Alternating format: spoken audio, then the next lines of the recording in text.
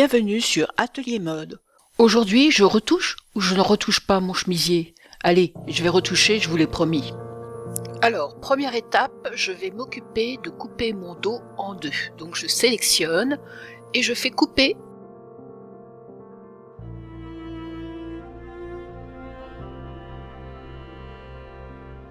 Je vais déplacer mes dos, histoire de me faire un peu de place. Maintenant, je vais poser un point au niveau de ma taille, c'est-à-dire au creux des reins, pour créer une pince, pour pouvoir, comme ça, donner un galbe milieu dos. Je vais déplacer ce point de 2 cm, histoire de créer cette pince. Dans la zone 3D, vous pouvez voir ce qui se passe. Bien sûr, la couture a sauté, mais je vais vite recoudre tout ça, histoire de visualiser ce que ça donne sur mon mannequin. Voilà, je lance une simulation pour recoudre et visualiser ce que ça donne.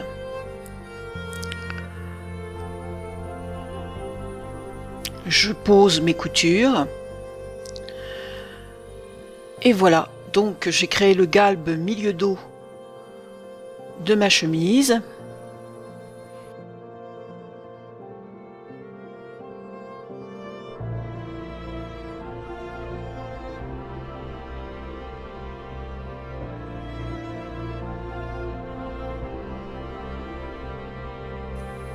À ce stade, je vais quand même redessiner le galbe de mon dos en ajoutant des courbes, redonner un arrondi de taille et créer aussi un arrondi au niveau de ma nuque, histoire que ma chemise épouse correctement la ligne de mon milieu dos.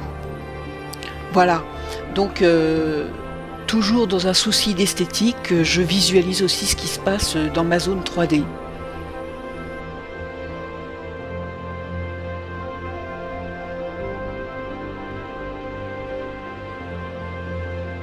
J'ai effacé pour recommencer ma ligne de courbe et je vais aller chercher l'outil de sélection qui va me permettre de sortir en fait mes poignées. Vous voyez mes petites poignées qui sont en bleu. Voilà, je fais aussi la courbe du bas de ma chemise et là aussi je vais chercher mes poignées. C'est vraiment beaucoup plus simple de travailler avec ces poignées parce que ça permet de travailler en ligne de Bézier. Comme sur Lectra, en fait, c'est exactement le même processus que dans Illustrator aussi, par exemple, pour vous donner un ordre d'idée. J'ai relancé une simulation, histoire de voir la modification se réaliser. Maintenant, nous passons à la découpe princesse et surtout au cran, pour pouvoir après afficher les mesures de mes lignes. Donc je vais dans Info, j'affiche mes mesures, et là, je vais aller dans Cran, ajouter un point sur mon cran de découpe princesse, puis ajouter le même cran mais à une longueur bien précise. C'est pour ça que j'ai affiché mes mesures d'ailleurs. Donc je pose ma mesure et je valide par la touche OK. Et j'ajoute un point. Ne pas oublier. Toujours des crans avec des points, ça permet de coudre plus facilement par la suite après.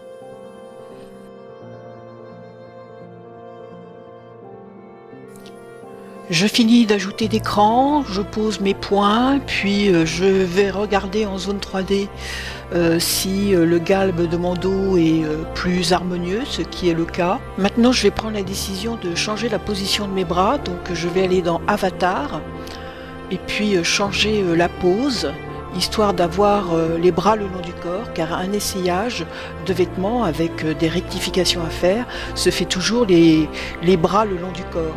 Et c'est là que je verrai si j'ai des retouches à faire sur mon devant. Ce qui est le cas, sur le côté devant, j'ai une pince morte à effectuer. Alors qu'est-ce que c'est qu'une pince morte? Je vais aller en zone 2D pour vous expliquer tout ça. Une petite pause image, histoire de faire une petite explication. Sur le mannequin en vrai, vous pincez là où vous voyez en fait le défaut. Vous pincez votre défaut, vous l'épinglez, puis vous relevez un nouveau morceau avec les épingles en position telles qu'elles sont épinglées sur le mannequin. Puis vous avez là un nouveau morceau, vous relevez le contour et vous avez effectué ce qu'on appelle une pince morte. Normalement, si tout se passe bien, le défaut a disparu quand vous reposez la pièce sur votre mannequin. Nous reprenons le cours de notre démo. Donc je vais poser des points sur ma couture de côté, deux. Premier point étant complètement aléatoire, c'est arbitraire comme mesure. Puis je fais une pince à peu près de 15 mm. Puis je vais aller en ligne interne, tracer cette pince en me dirigeant vers le point cran. Et je pose ma première ligne, puis je fais exactement la même chose avec ma deuxième ligne. Comme ça, j'aurai créé ma pince morte.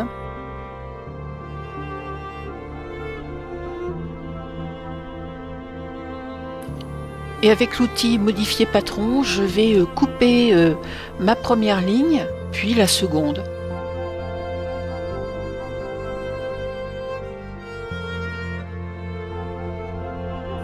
Je sélectionne mon morceau et je vais le supprimer. Voilà, je supprime. Maintenant, je sélectionne mes deux lignes avec la touche Shift, toujours avec l'outil modifier patron. Et mon morceau fusionne et voilà la tête de mon nouveau morceau. Ce défaut était dû à un mauvais passage de pince, donc en faisant cette opération, j'ai accentué ma pince poitrine. Maintenant, je vais regarder un peu en 3D ce que ça donne. Et je vais améliorer un peu ma couture de côté en éliminant quelques points. Je supprime le point, puis je vais créer une ligne courbe un peu plus harmonieuse pour ma couture de côté. Au passage, j'en profite pour regalber légèrement mon côté de découpe princesse. Voilà. Et je relance une simulation.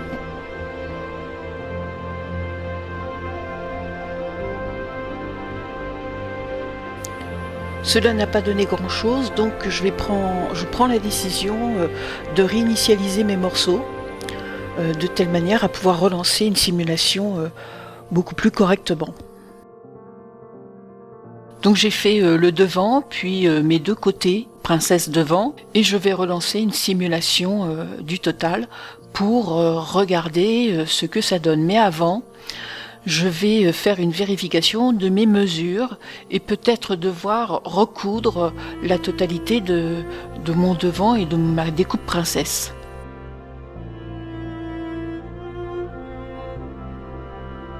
Mais je prends la décision quand même de lancer la simulation pour voir ce que cela donne.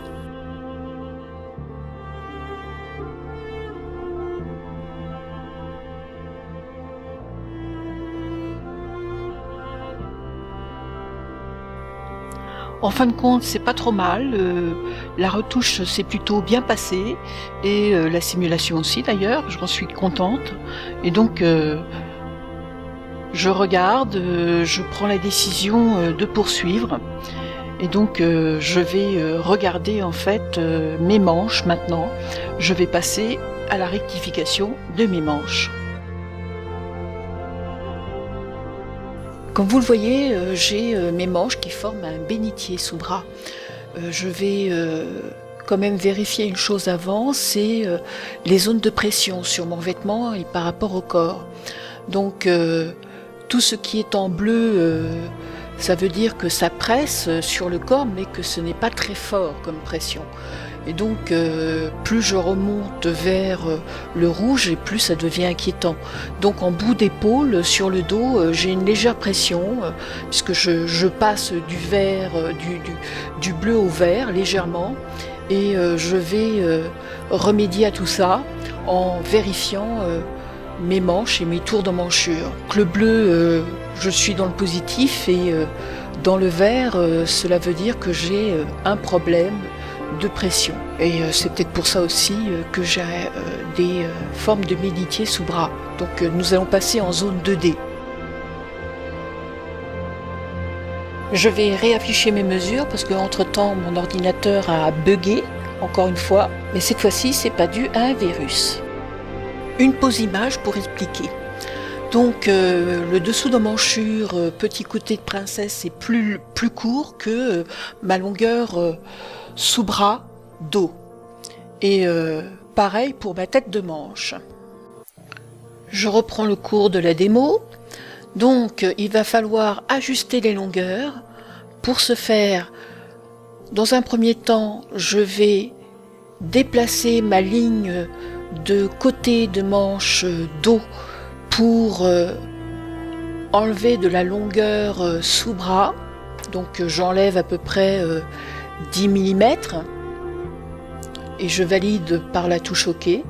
Et par la suite, je sélectionne ma ligne et je fais changer la longueur. Et là, comme je ne veux pas avoir de problème, je vais prendre la résolution de mettre la même longueur que ma découpe princesse.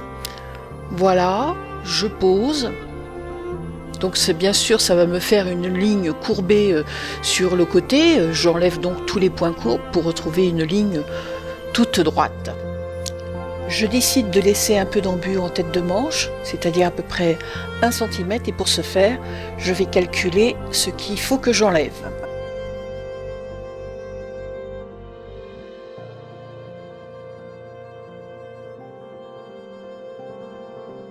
C'était pas très compliqué, voilà mon centimètre de posé. Alors nous voilà sur le devant, excusez-moi, je bafouille. Je ne vais pas me mettre à bugger, rassurez-vous, et je vais faire les mêmes manipulations que j'ai fait sur le dos. Exactement la même chose. Je vais passer en accéléré et je vous reprends dès que c'est fini.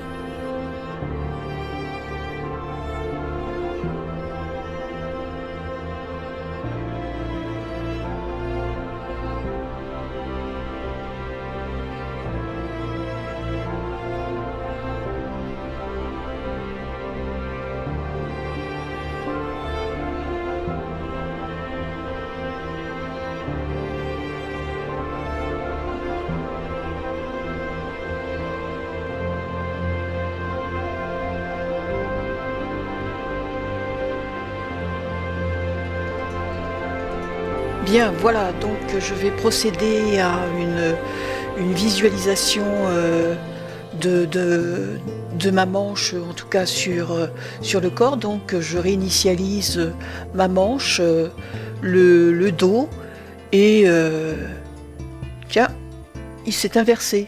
Ah bah ça alors, c'est la première fois que ça me fait ça. Ah, j'espère que ça va pas se mettre à bugger. Bon, je tourne ma pièce et je vais la repositionner. Voilà. Hop. Ça me prend un petit peu de temps, excusez-moi, hein, c'était pas prévu au programme. Enfin bon, c'est des choses qui arrivent. Au moins là, vous voyez ce qui se passe. Allez, j'envoie la simulation.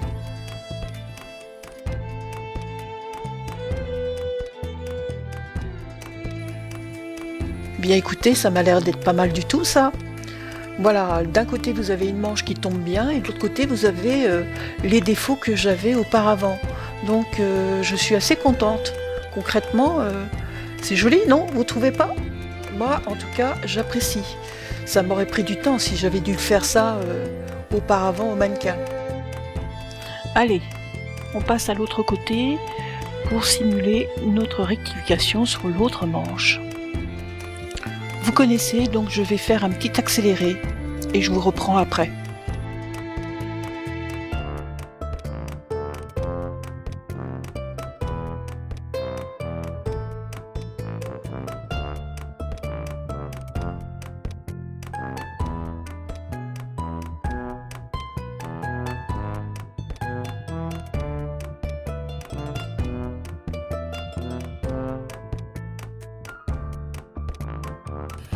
Alors là, vous voyez sur l'épaule, j'ai un petit défaut.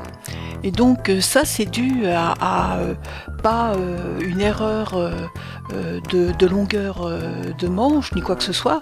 C'est dû tout simplement à un montage. J'ai des coutures qui se chevauchent parce que j'ai changé d'écran, j'ai changé des longueurs. Et donc, il est préférable de visualiser un nouveau montage. Donc je vais supprimer mes lignes de montage. Vous voyez, je vous montre en zone 2D j'ai un cran qui n'est pas posé là où il faut, il a bougé, et donc je supprime mes coutures. Et je vais refaire un montage complet de mon emmanchure dos et devant.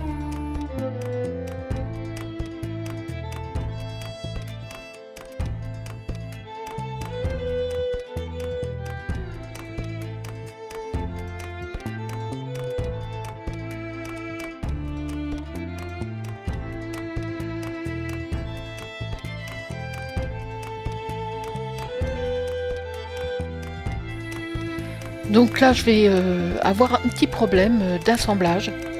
Je ne sais pas pourquoi. Là, le logiciel a refusé de manière catégorique de m'assembler mon dessous de bras devant. Donc j'ai éteint, j'ai réallumé plusieurs fois et j'ai fini par lancer la simulation. Et puis à ce moment-là, je ne sais pas ce qui s'est passé. D'un seul coup, tout s'est mis à refonctionner. C'est bizarre, peut-être que ça vient de moi, peut-être que c'est dû à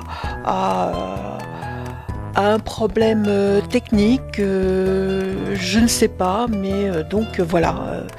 Vous voyez, j'éteins, je rallume, et puis rien ne se passe, et je me pose des questions.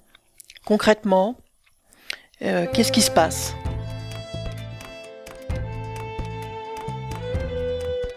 Je lance la simulation, ma manche s'assemble, pas de problème, et le dessous de bras n'est pas assemblé, donc je me dis je fais encore une dernière tentative, et je prends l'outil de montage, et là, au miracle, le dessous de bras s'assemble.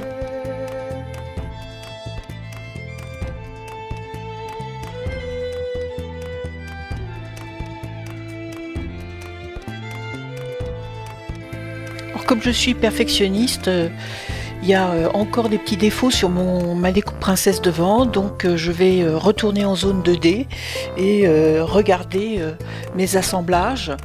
Et là aussi, je vais prendre la décision d'enlever toutes les coutures et de recommencer mon assemblage.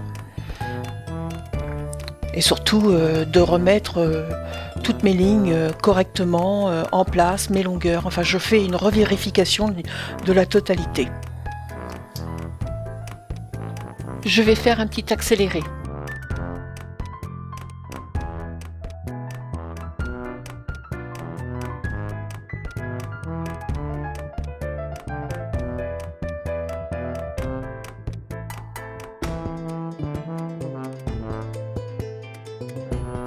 Donc voilà, après avoir fait plusieurs modifications, voilà le résultat final de la chemise. Écoutez, je suis assez contente du résultat. Si je devais faire un comparatif entre Clo 3D et Modaris, dernière version, je dirais qu'au niveau de la 3D, Clo surpasse largement Modaris.